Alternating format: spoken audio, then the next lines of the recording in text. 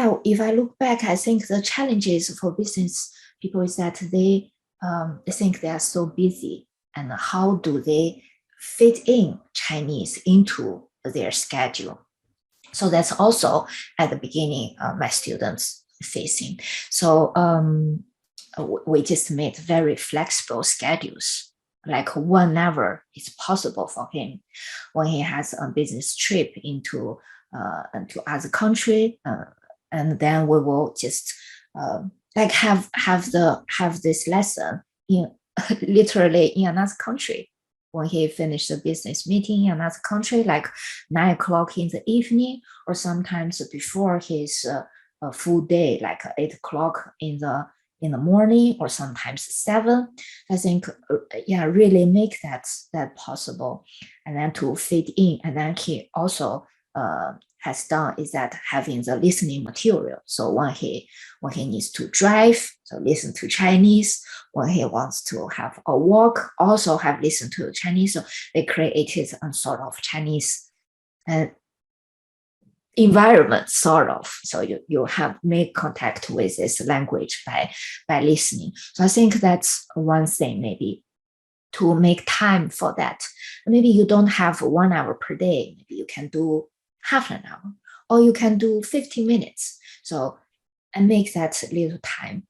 And also I think is that most important is that people had the ideas that, can I learn Chinese? Is that even possible to learn Chinese? So that's why I also make that article you mentioned that I read together with my students, that can you learn Chinese too?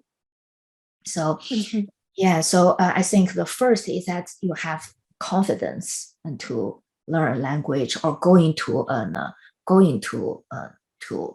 this goal for yourself to do it. And a lot of business people also say that in Dutch, in the Netherlands, they said, of course, the Chinese part, they speak fluent English. They can have no problem communicate with each other. Why would I still invest so much time to learning their language? So I think also that that is one question, that you think that is that necessary to learn the language, and do you have the confidence to do it? So I think first is that necessary to learn the language from for example, my students from a business perspective. I think that really you benefit a lot, because he also said in the article is that some of the words you think you use the correct words, while at the same time there's actually still a lot of hidden information you didn't notice in another culture.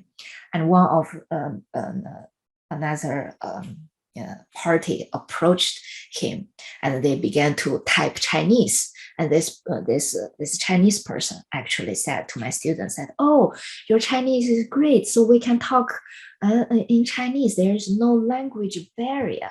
No language barrier. I mean, of course, they speak English. There is no language barrier. There was no language barrier. But now they feel like there's really no language barrier. So I think that's probably is from a perspective that they also said one thing, that if you speak, if you can talk to another people, you talk to them. If you speak their language, you talk to their heart, something like that. So I think that's a moment that they really have this connection. It's like, okay, they appreciate that you spend the time, you spend the effort to learn their language. It's immediately they think, okay, this is a real connection.